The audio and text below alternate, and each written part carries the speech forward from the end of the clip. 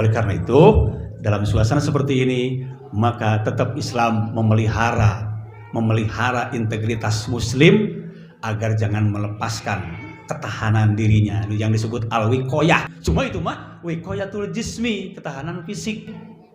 Ketahanan fisik boleh, harus.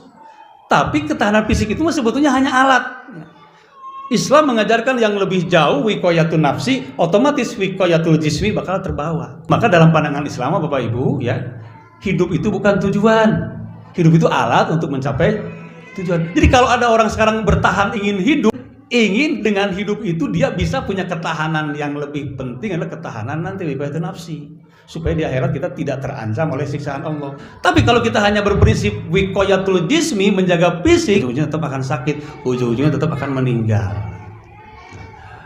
Oleh karena itu maka Islam mempertahankannya adalah wiqayatun nafsiku anfusaku wa ahlikum naro. Ittaqullaha haitsuma kunta. Takwalah kamu sekalian kepada Allah dimanapun kamu sekalian berada. Dimanapun berada, apa itu artinya? Artinya jangan ada ruang sekecil apapun yang membolehkan kita melepaskan wiqayah. Hari ini sudah 2 tahun lebih, sudah bukan waktunya lagi kita ngurusin prokes. Sanes penting.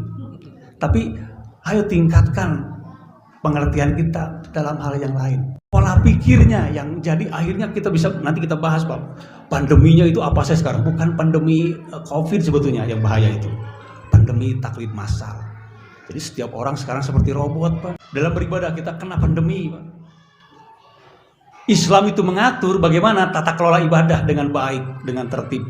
Jadi orang sehat disamakan dengan orang sakit, kan begitu. Orang semua dianggap sakit. Izin Rasulullah memberikan rukhsah itu kepada orang sakit dan tidak berlaku rukhsah bagi orang sehat.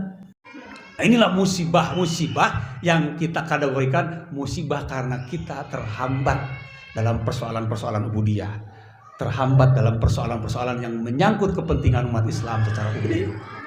Tidak terasa oleh kita ada pilahan-pilahan dalam berkeyakinan ini, akhirnya orang menjadi tidak konsisten. Dan itu luar biasa, berjalan dalam waktu yang cukup lama, tidak akan segera berhenti. Kenapa? Karena pepatah Arab mengatakan maso ibu kaumin ala kaumin fawaiduh. Maso ibu kaumin inda kaumin fawaiduh. Bukan ala kaumin. Musibah bagi satu kaum bisa jadi keuntungan bagi kaum yang lain. Sesuatu dikatakan musibah dan akan mudah untuk berhenti selesai kalau semua orang, semua pihak sama merasakan hal yang sama dan butuh musibah ini segera selesai, baru akan selesai. Tapi kalau satu pihak menganggap ini musibah, pihak lain menganggap ini adalah sebuah keuntungan, anugerah, jangan dianggap akan mudah selesai. Ya, pelanggaran tidak pakai masker itu mah pelanggaran ecek-ecek. Kita sibuk di pelanggaran hilir. Ternyata hari ini terbuka.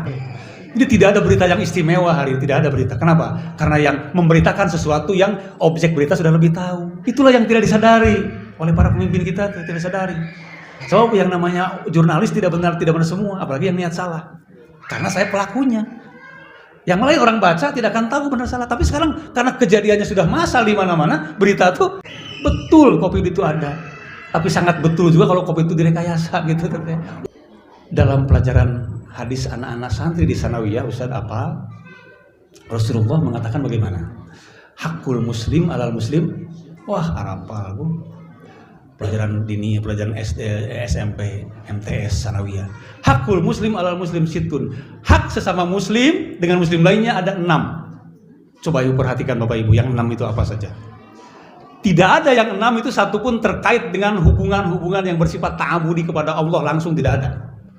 Termasuk tidak ada pula dalam hadis yang 6 itu berbicara soal keuntungan. Tentang simbiosis, mutualisme tidak ada. Murni itu adalah interaksi ruhiyah. Nah, di agama lain nggak ada itu interaksi ruhiyah. Interaksi ruhiyah, coba satu apa satu? Idza laqitahu fasallim alaihi. Kalau ketemu kita mengucapkan salam. Ketemu Pak, mau apa ketemunya? Tidak ada urusan.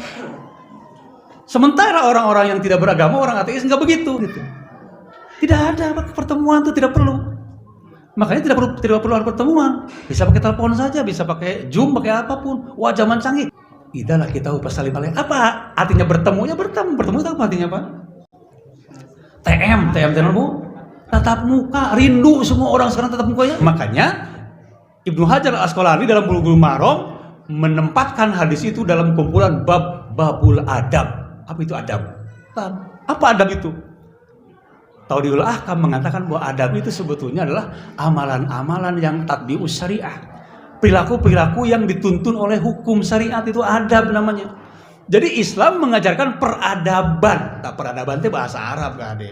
Peradaban itu sanes kemajuan. Peradaban itu adalah sumber daya manusia di mana masing-masing punya hubungan ruhiyah dengan manusia yang lain. Tahsabuhum jam'an wa qulubuhum sata, itu tidak ada ruhiyah, ngariung tapi tidak bertemu ruh. Urang mah papanggih salaman, ngucapkeun salam geura. Naon pentingna salam? Teu aya, Pak. Teu matak ngabatian, ngabatikeun teu salam mah. Hanya doa, tapi doa itulah yang melahirkan peradaban dalam Islam. Nah, orang lain, orang yang ateis, orang kufur mah tidak begitu. Tidak menguntungkan, bahkan tidak perlu bertemu, kalau perlu cukup pakai alat saja. Orang mah teu tiasa kitu. Ada TM tatap muka, orang penting tatap muka. Ada bahasa tubuh, ada mimik wajah, ada psikologis, muncul semua hidup. Kami orang miskol nana kan? Video call teh hidup tuh Ibu.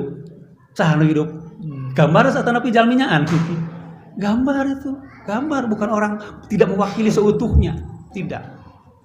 Makanya kalau Ibu telepon biasanya apa? Kalau Ibu telepon, pasti ada awalan punten. Dilakukan tidak melayatnya? Tidak, makanya punten gitu. Sayangnya umat Islam sekarang sudah mulai mabuk sehingga ini seolah-olah mewakili, Pak.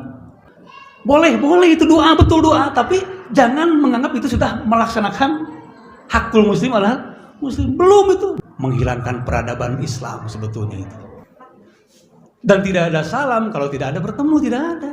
Salam itu hanya berlaku ketika ini bisa merubah tadi itu ya, bisa merubah pola peradaban Islam, merubah. Boleh kita berdoa sama dengan ngirim doa lah.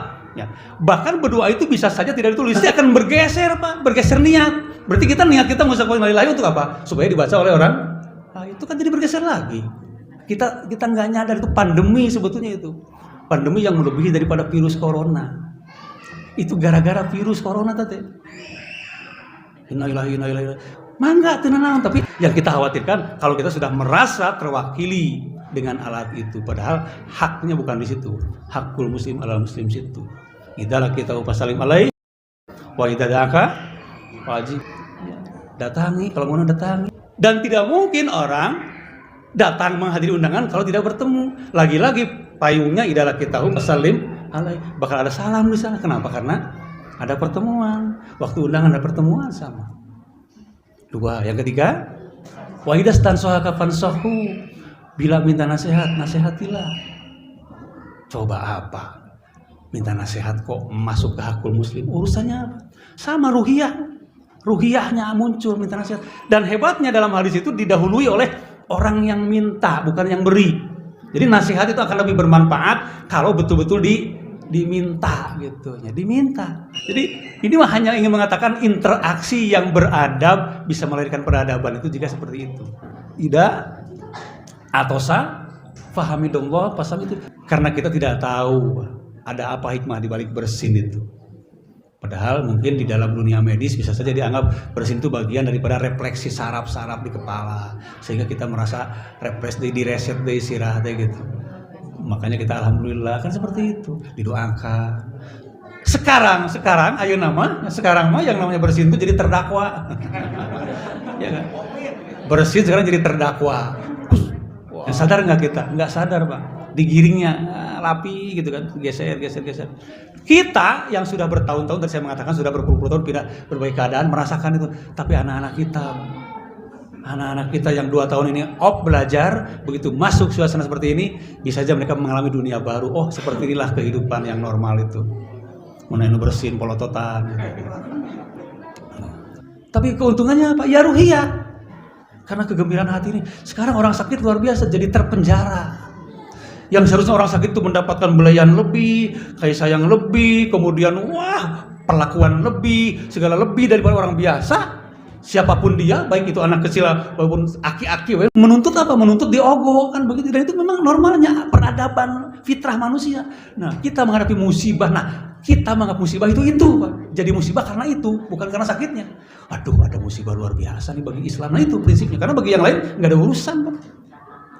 Sakit ya biasa gitu, nggak ada hubungan ruqyah. Kita ada hubungan ruqyah. Doanya jelas doa. Rasulullah mendoakan jelas ada. Tapi doa kan bisa di mana saja. Belum lagi yang terakhir ya Pak. Wa idza mata fatbahu.